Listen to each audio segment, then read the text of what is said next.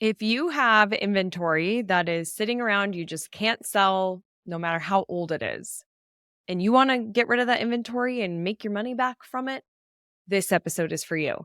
If you want to build a very successful retail store that maybe you one day exit, you sell it, you hand it down to your kids, an employee buys it, whatever it may be, you want to build this successful retail store, then this episode is for you. If you want a masterclass in less than an hour on independent retail, then this episode is for you. Oh my goodness. I've got so much to share with you in this episode because of my guest, Melodie Baan, who is just dropping the retail knowledge. She is incredible and also has built a very interesting business called Max Retail that helps you sell your inventory that you can't sell. You get money for it. It gets out of your store. It's not your problem. And we break down everything about that service and that offering in this episode, as well as how to build a successful retail store. Melodie used to be a retailer herself. You can tell she is very systematized and has processes and was a successful retailer, and she is sharing those things with you in this episode. You're going to get so much out of it. I can't wait for you to listen. So let's dive in.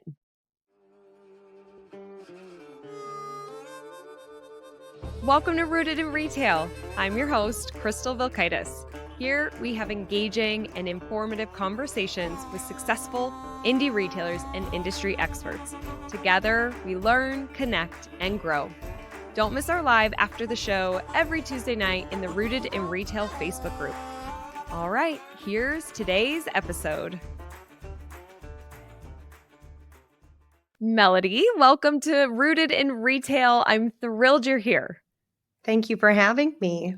Yes. So before we dive in today's conversation, which I'm so excited to bring to our retailers, because you're doing some really cool things that I just recently learned about. So I can't wait for our conversation. But will you just take a couple minutes and share a little bit more about you and your retail journey?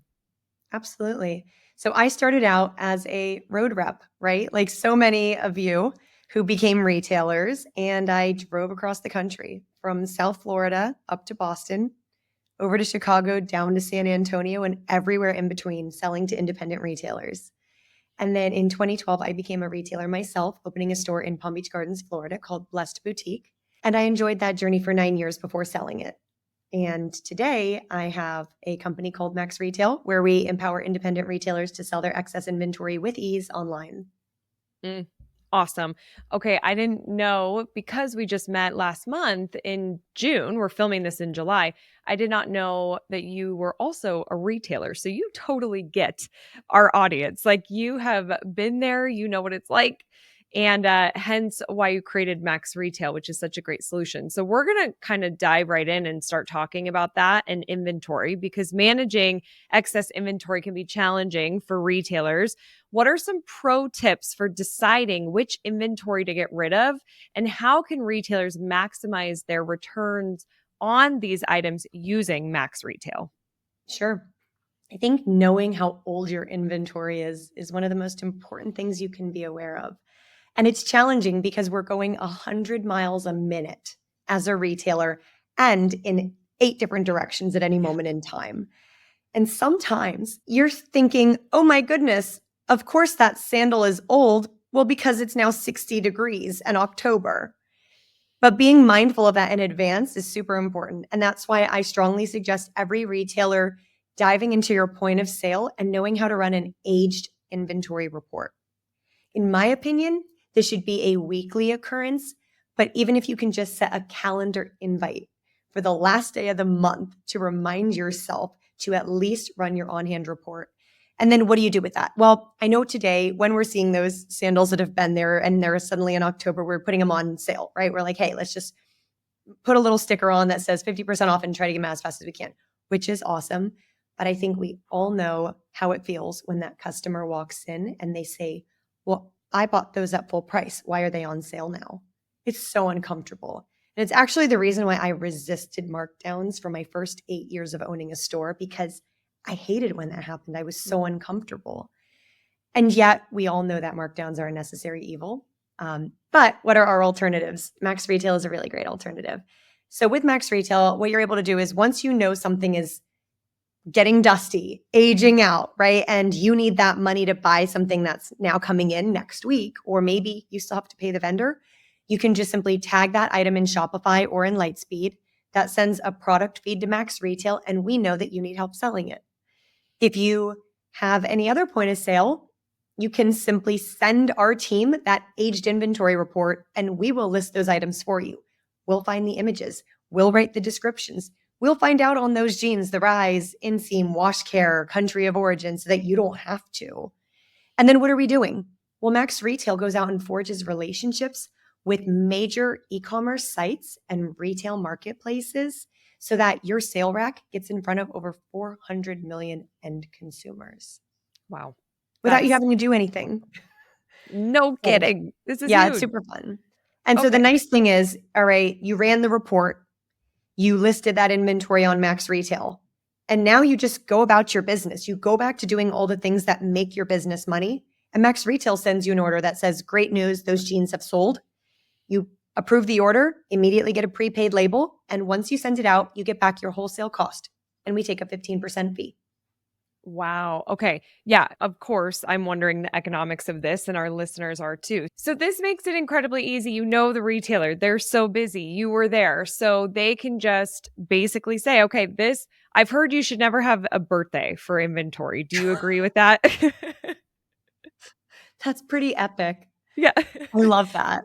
I heard that from Dane Cohen with Management One, and I think Kathy Wagner with Retail Mavens. So we don't want to be celebrating birthdays. We want to make sure we're moving the inventory. So if they're synced up Shopify Lightspeed, that's easy, but they don't have to be using that. They can send it to you. You're then going to list it. When you say, did you say 400 million consumers that the product? Okay. So will you give us a breakdown of some of those places that the products are being listed? Yeah. So we work with sites such as the common ones that retailers might be selling on today, like Poshmark or eBay, right? And we all know it's a lot of work to sell online. Yes. Yeah. It's a lot of work listing, responding to the customer questions, them haggling with you. And then, God forbid, they actually want to try to return something after. And so with Max Retail, we do all of that customer correspondence for you, all of that offer things for you. And even there are no returns with Max Retail. And then we work with more sophisticated e-commerce sites as well. Those range from Canada, the US, and even Latin America. Next year, we'll be expanding globally with our goal of just increasing number of units sold for each and every of our sellers. To us, the measure of success is seller payouts. And today, on average, our sellers make $2,200 a month in payouts of their excess inventory. Some of our retailers who have more excess inventory and list frequently, they make up to $20,000 a month in payouts. But I mean, even $30,000 in additional money from your excess dusty past season inventory is a pretty good payout than staring at it in store longer. No kidding. And it's just taking space. And then you're not able to bring in new inventory. You can get some of that cash back so you can purchase. It's just such a win-win. And so then so if I bought something for $10 wholesale and I can't move it, and so now I list it, you're going to go and sell it. And do you decide, how do you decide the pricing that you're going to sell that item for? So first off, our threshold for listing inventory is $15 wholesale. Okay. Right. So it has to be at least $15 wholesale. And then what we're going to do is we're going to add on that price. What is the sales channel? What do they want to make? What does eBay want to make on this transaction? What are the shipping costs? Because remember, we offer that prepaid label. And then a margin for, hey, the fact that we absorb returns. And when there's a return requested, that's like a customer that just changes their mind and they're like, I don't want to keep this because on half of our marketplaces, we do have to accept returns. What we know is that the last thing our retailers want is to ever see that item again. Yeah. And so then we go and we either try to resell it through our marketplace network again, or we have other partners that we will put it in maybe a physical store, that's meant for off-price, things like that. But we have to creatively solve for things like returns. But really at the end of the day, it's the lowest possible price that an end consumer will be motivated to buy that covers all the expenses we need to cover to get the item sold wherever. Got it. And so then as the retailer, I'm basically I bought this for 15, so I know I'm going to get 15 back. Like it's just pretty transparent of what I bought it for. I'm just going to get my money back. This isn't necessarily going to be a place where they're going to profit from these channels. It's all about really just getting rid of this inventory you can't move, right? Right. Right. Okay. And Crystal, like we take our 15% fee, right, from their payout. So, and that money drops into their account as soon as the shipping label is scanned. Oh, They nice. don't have to wait for it to be delivered. We wait till it's delivered to be paid, right? We actually have net 30 terms with a lot of our sales channels. So Max Retail's really holding this financial obligation because we understand that independent retailers need that money as soon as possible. Right. And so, we have had conversations with our retailers. They're like, well, if it's 85% of my cost back, it's not my cost. It's not my wholesale cost. But what I like to explain is if you have it in store and it takes you 6 months to get your cost back when Max Retail could have sold it in one, how many more turns could you have gotten in? Exactly. And so our goal is to get you your money back as fast as possible so you can bring your new shipments in faster and sell something at full price. It's not worth holding on to it to wait for the right eyeball to walk in the store when we can expand how many eyeballs are seeing your sale rack today. Yep. Totally. I feel like this is a service. It's so smart, and it's a service that every retailer should use because it's like almost foundational retail best practice because you need an easy way to just turn it into the convenience of this, the time that it's not going to take. There's a value to that. So it's so smart. Oh my goodness. The feedback we're getting from our Evolve conference has been incredible. And if you want to be in the room, you're going to need to get your ticket pretty soon here because we're already 30% sold out and it's mid-August as I am filming this commercial. I would love to see you at Evolve. This is the destination for resilient retailers, which I know is you. Our agenda, the things I'm working on for 2025 is so good. We're going to be really focusing on your transformation, customer experiences, both in store and online, how to really amplify results. You are going to walk away with actionable step-by-step strategies that you need to implement into your store to reach your goals and find new levels of success. And I'd be honored to be a part of that journey with you, as well as all of our incredible speakers that we have lined up. Like, seriously, it gives me goosebumps. I can't wait. So you could go to crystalmediaco.com/evolve to learn more, secure your ticket, be in the room. That's where the magic happens. And I can't wait to see you there. Now, Melodie, are there different types, like categories of products that do well or better on your platform that you've seen, or is it pretty broad? I like to say we have a few categories that we excel in, and then we also like to leave room for surprise. I like So that. brand name apparel and footwear are our two strongest categories. Now that can be a popular fast fashion brand all the way up to a designer brand. So it could be $15 wholesale. It could be $1,500 wholesale. We have retailers that are mid-tier, contemporary, and designer on Max Retail. But what I'll say is beauty has been surprising us, right? Oh, okay. And so that's where I always like to leave room for things like that. We've also seen, because footwear has been growing and running shoes are also sold in sporting stores, we now see more outdoor stores joining Max Retail. So we have just this natural expansion into other categories because an independent retailer, yeah, she's buying a dress, but she's also buying the sandals and she's also buying the sunglasses. Next thing you know, we have eyewear on Max Retail and that's selling. And so what I like to say is if you have brand name apparel or footwear, by all means, list it on Max Retail, you're going to win. Yeah. But list everything else because there is so much room for surprise based on what's trending, based on new sales channels that we're launching all the time. One really important thing, Crystal, is that as I'm explaining all these different kinds of retailers that we work with, the most important thing is everything is anonymous. So, when retailers are selling directly on Poshmark or eBay or anywhere else, they have to have the account, right? And what we hear from a lot of retailers is, I don't want anyone to know it's my excess inventory. And so we're very sensitive to that. I will also say that we work with some publicly traded companies who have the same problems as independent retailers and want to remain anonymous. And so when you list and work with Max Retail, you simply have a retailer ID number, right? There is no visibility of your store. And even on any sales channels, there's no visibility at all because Max Retail is the sole seller on record on the sales channels. And you are simply doing your thing in store. And when we sell an item, we buy it from you and you're good. You're safe. Yep. And that's really, really important to our community. That is awesome. I love that you have that built in.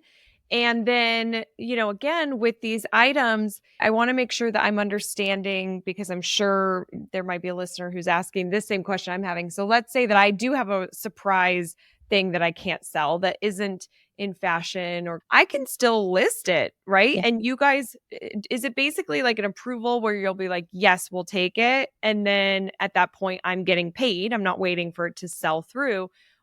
Or can you pretty much is it just like, boom, you take it? Like, is there an approval process, I guess? So there's no approval process, but we also can't guarantee that anything's going to sell, right? Right. So what we like to say is Max Retail enables independent retailers to have access to these sales channels, Yes. right? But at the end of the day, it's the end consumer who decides to buy or not buy. Got And it. so that's why payouts occur when merchandise sells and is shipped. Perfect. So we can't pay people because what if they then sold it in store, right? Like if you listed inventory on Max Retail, I'm just going to send you money, but you didn't send it anywhere. No, like we actually built this in such a way where a retailer can benefit from an in-store opportunity or an online opportunity. So you keep your inventory in store, customer comes in, they see that sweater on the sale rack. It's an extra large. They're so stoked. They buy it right there and then. It simply comes off of Max Retail. Yep. And hey, at least the item's sold. So our goal is to be a resource, another sales channel, another opportunity for a retailer to get sales, but also still be able to operate their core business of benefiting from the person who walks in the door.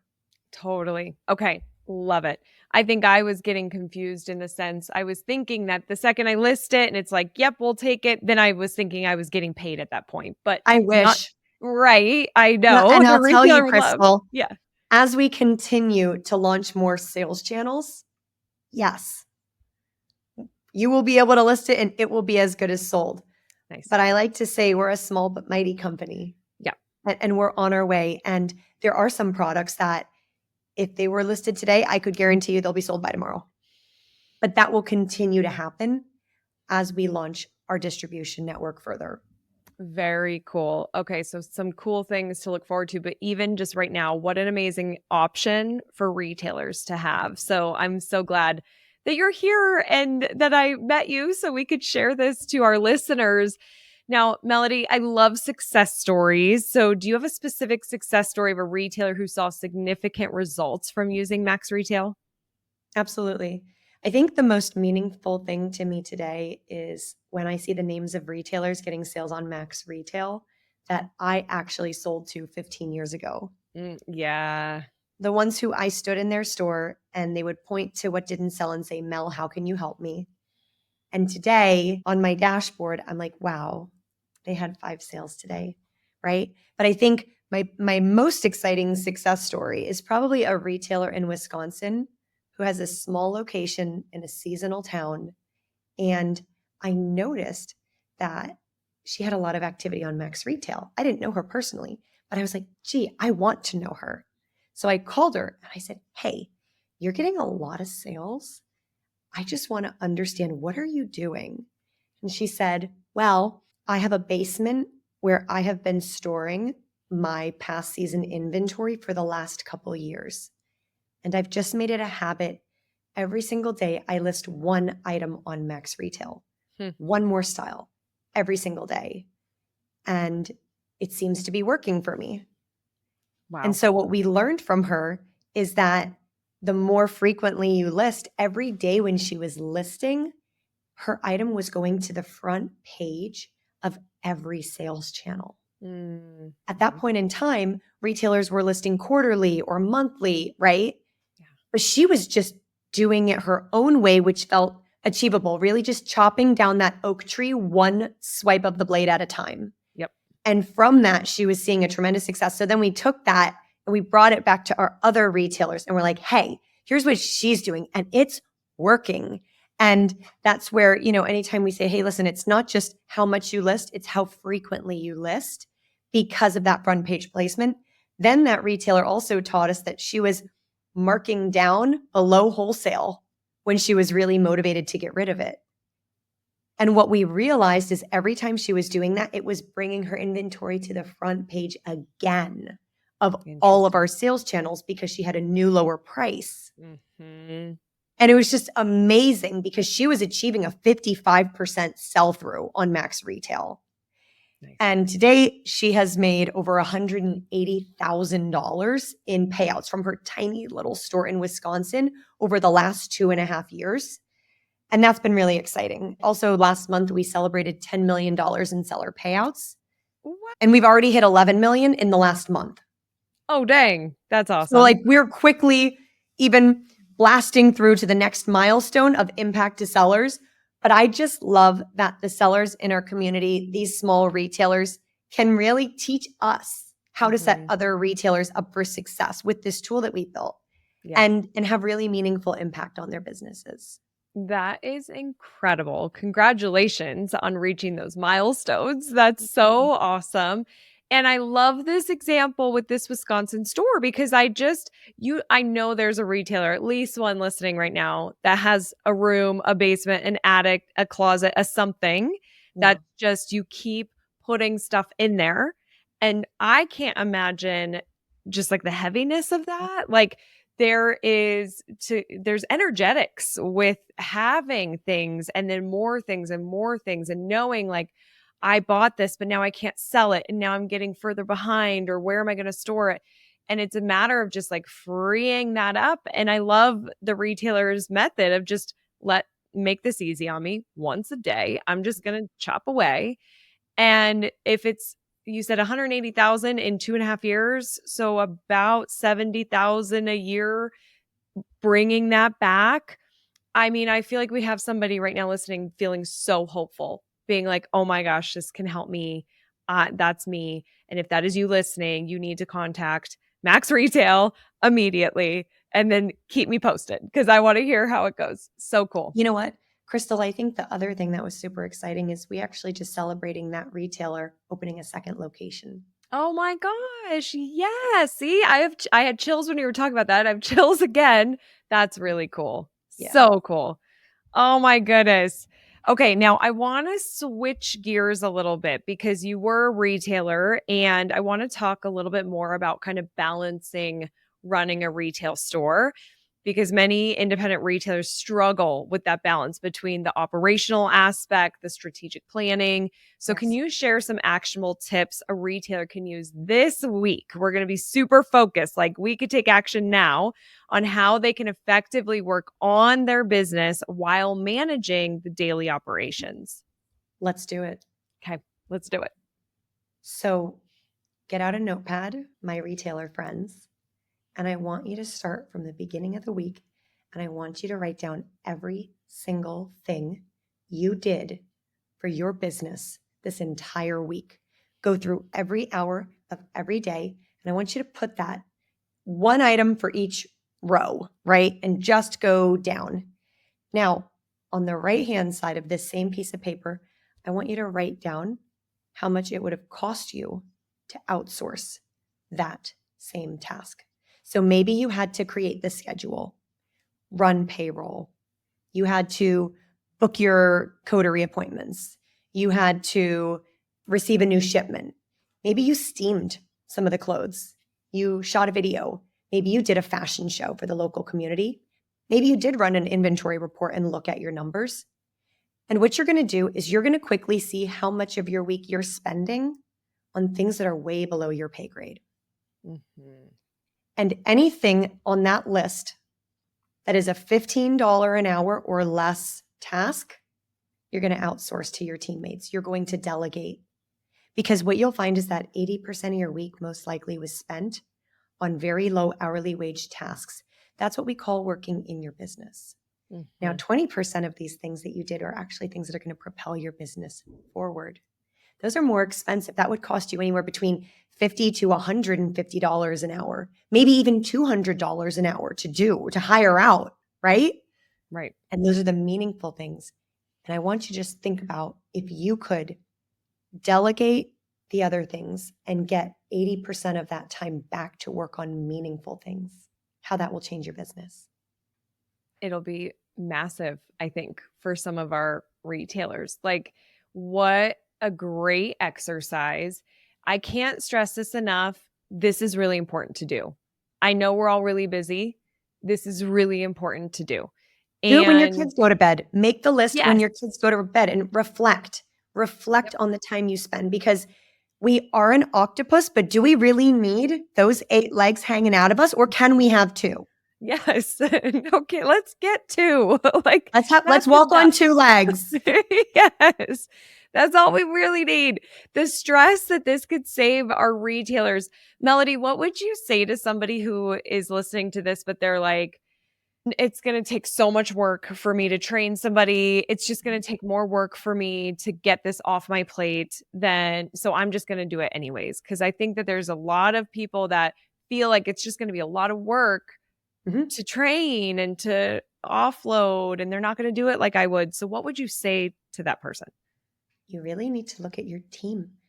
And the number one thing that we hear from the retailers in our community, which we have over 2,500, is they say, I don't have enough time. Time is the number one thing that we're all limited by. But when you look at your team today, you have to really evaluate, is there any toxicity that you are allowing to linger? Whether that be someone who always calls out, always shows up late, maybe they have a negative impact on customers, but it's intermittent. It's not every time. It's just here or there. You have to realize that when you settle for good enough with your team, you're preventing yourself from going and finding someone really amazing who could take things off your plate. Yep. So I think that a lot of times we just don't want to do without. And so we end up overcompensating when really we just need to sometimes pull the Band-Aid off and maybe spending a week or 2 of your time. What I used to do, I used to go to the mall and I would go and poach whoever was the best person in the other stores. And I never felt bad taking from a big box retailer, their most amazing employee. Now I don't feel bad at all. And I never hired from a sign on the door. So if you need to say the most important thing I need to do is find someone I can trust who will safeguard the experience, who will be absolutely amazing, go find them, make them a good offer, because now you have a list of all the things you need to offload where everyone else is lacking, and you know what it's going to be worth to pay them. Mm-hmm. And if they're delivering on that, your business is going to grow and you're going to sleep better at night. Such good advice. Well said. I just hope we take that in, listeners. Like, that is really, really good. Go poach some good people. Get the help. Poach. I'm telling you, man, yes. There are good people. There are good people out there. But if you wait for them to walk through your door, you're probably not going to get the good ones because the good ones are taken. Absolutely. Yeah, they're not looking for a job. They're being poached. Like, the jobs are coming to them. Okay, I'm sure that you've heard you need to be working on your business versus in your business, especially as a store owner. And sometimes that could feel really challenging because you're wearing all the hats to run your store. But here's the deal. It is really important that we do spend that time working on our business. Now, our friends at Retail Mavens says there's only 3 hats that you should be wearing in your business, and Kathy Donovan Wagner will share those 3 things in an upcoming free class called 3 Steps to Maximize Profit and Reduce Overwhelm. Something that Kathy says is your store shouldn't run you and your life. You should run your store to serve your life. Ooh, so true. And learn. You've got to learn from Kathy. She's one of the best. She's the profit lady. You know that I love Kathy if you've listened to this show. So here's what you're going to learn in this free class: how to stop spending all your time working in your store and start working on your store so you could start making more money and having more time off. The only 3 hats you should be wearing in your business and how Retail Mavens can help you maximize your results with each one. And 3 inventory mistakes you might be making right now that is costing you more money than you realize. So you want to be sure, if you want to save money, save time, register for this class, go to retailmavens.com/profit roadmap. That's retailmavens.com/profit roadmap to get your profit roadmap to lead you to more time, more money, better sleep. Learn it from Kathy. She's the best. Go register now. That's right. Since we're talking about teams, obviously empowering your team is so critical to a business owner's well-being and the success of the store. What are your top tips or hacks for independent retailers to effectively empower their teams and create a positive, productive work environment? I think I said this in your Facebook group because I really feel strongly about it. So I'll say it again here. You've got to have a handbook. Yep. You started this business because you knew you could deliver an experience that would be memorable and create a following. It's not just what you love, it's who you are. And when you document what makes you and your store special, then everyone knows that that's what excellence looks like, and they can maintain that as a consistent experience. And so you must take the time to write down what makes you. Yeah. And teach the other people and hold them accountable, because then if someone drops the ball, you can open that handbook and it doesn't have to be uncomfortable.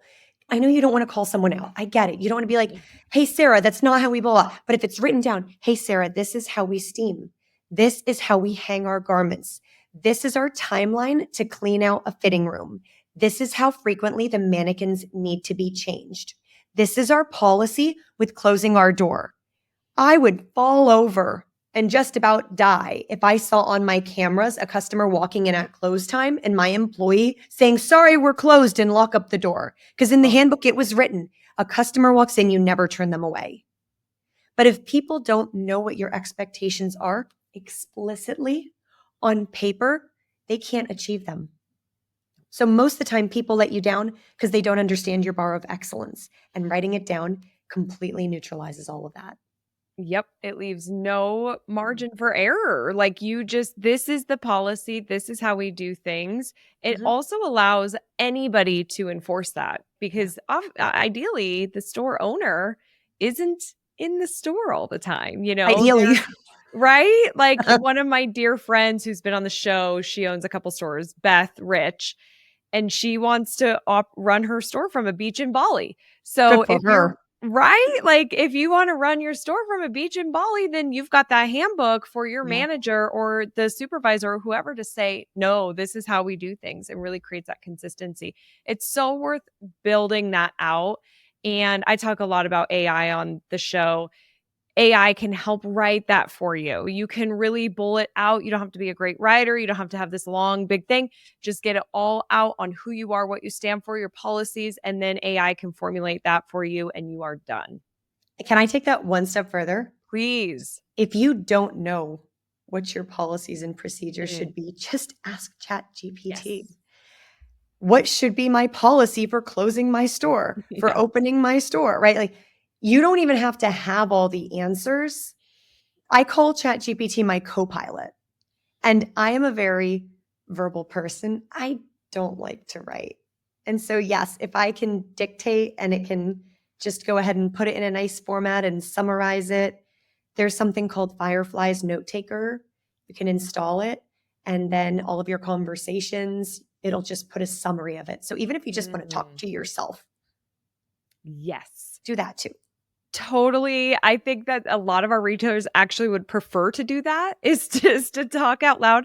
So with that app, people can just talk into it and then it will transcribe for them. That's right. And you can plug it into your Google Hangouts, Google Meets, right? Like if you have a couple different stores and you want everybody in on the call, if you want to collaborate on the ideas together, there's a really great saying that one of our advisors taught me, which is, those who make the plan don't fight the plan. Bring your employees in and let them be a part of this handbook creation process. Then they're going to feel empowered by it. You're not going to throw the book at them. They're going to be your co-authors. I used to have an employee who was with me, and just during our downtime, what we did is we made the outline of what needed to be in the handbook, and we would just chip away at it. She'd be like, Mel, 1 hour today, go. Right. And this is before ChatGPT. And I would say, okay, here's everything I want to happen when you open the store, and blah, blah, blah, blah. And she would just type, type, type, type, type, type, type, type, type, type, right. And then the next day and the next day. And it took us a couple months. This was not a one-day thing. And over the course of years, our handbook was around 80 pages big. But I was able to sell that business because the owner saw that there was a process for everything, and they did not feel like they were walking into an operation where they would need to be an octopus. Mm-hmm. They could truly be a business owner. Absolutely. Yep. It's so smart. And it's creating that sustainable business that can go on without you, that you can exit out of if that's one of your goals. I mean, it's so critical. Okay. Now, talking about planning, long-term thinking is also so critical to the sustainability of a business. So, what advice do you have for helping retailers prioritize long-term planning? And do you have a framework or system that can help them stay organized and clear in their goals? Absolutely. I would say the first thing is that handbook. You can't plan for your legacy without defining what your business is. So start there, right? You can't sell something that doesn't have value. The next thing is you have to learn what is the multiple that your business is going to get, which is like, what's it going to be worth when it sells? And that goes to your inventory turns. And Crystal, I can only imagine how much you've talked about turns in the past and present and will in the future, because it is not just about your sell through. It is not just about your little gross margin, right? It is about your number of turns. That is your profitability. And no one is going to buy your store and pay for all that aged inventory. Mm-hmm. So you have to make sure that you have all of your ducks in a row and your resources. You want your ducks in a row and your resources on hand now because you want to sleep at night. And later because you're going to want to pass it to your child, sell it to your employee, sell it to an excited new business owner. Mm-hmm. But step one is the handbook, the documentation, the processes. Step two is understanding what is the health of your business today. Step three is making sure you have the resources to improve your turns metric. That might be a planner. That might be a retailer association where you're learning new tips. It's definitely Max Retail, right? Like Yes.